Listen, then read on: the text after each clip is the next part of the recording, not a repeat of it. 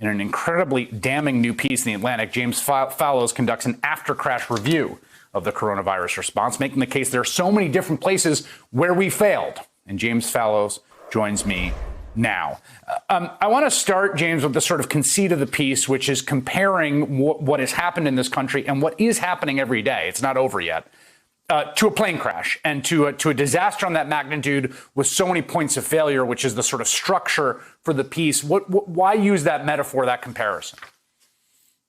The reason I always make that comparison is that while there are obvious differences between dealing with a pandemic and managing an air travel system, there are some surprising similarities, starting with the fact that air travel is inherently extremely dangerous. And we don't recognize that now. We don't pay attention to it because it's become so safe. Over the last year when travel was normal, about 2 million Americans got on airplanes every day and they all got off safely. It's become a safe system because it has taken a very systematic approach to learning from its failures, trying to think carefully about the accident chain and trying to break it at each point along the way. And so this careful learning process is epitomized by the NTSB, National Transportation Safety Board, report whenever there is a disaster. And so I was trying to apply that NTSB mentality to what the U.S. history of the last few months. And one of the things you isolate here is that there were plans in place that people, we know this, but you quote after quote of these plans that are eerily prescient about precisely what would happen, about the checklist that you should have. I mean, it was like there was a flight plan and there was a flight checklist and it was handed over and it was just completely and utterly discarded and continues to be to this day.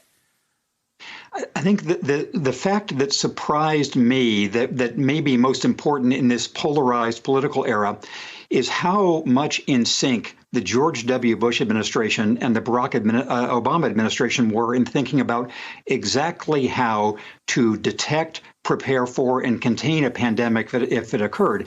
And there was a very eloquent and detailed playbook that was set up by the Bush team in 2005. I have a link to it online in my piece, very similar to the one from the Obama administration. First, they said new pandemics are inevitable, because we know that with disruption of animal habitats, there's going to be some new virus that will occur.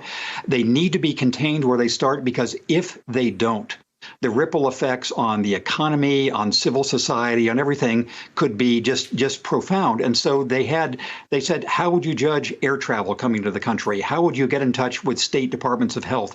And it just makes you cry to read these very similar documents from 2005 with the Bush administration and from late in the Obama administration, which are so similar to each other, so similar to our current reality, and so totally ignored by the current administration.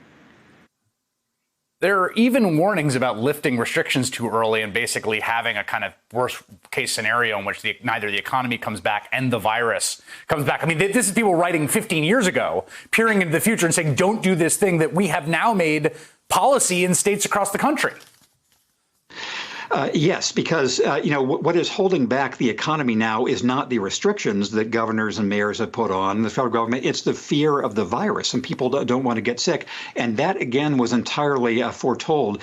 In the aviation pandemic parallel, I talked about how in the movie Sully, to me, as a pilot, what was most impressive of that was the way that Captain Sullenberger and his first officer were going through the checklist as their plane lost its engines, was being glided into the Hudson River. And the idea was that this kind of foreseeing emergencies could make you safe.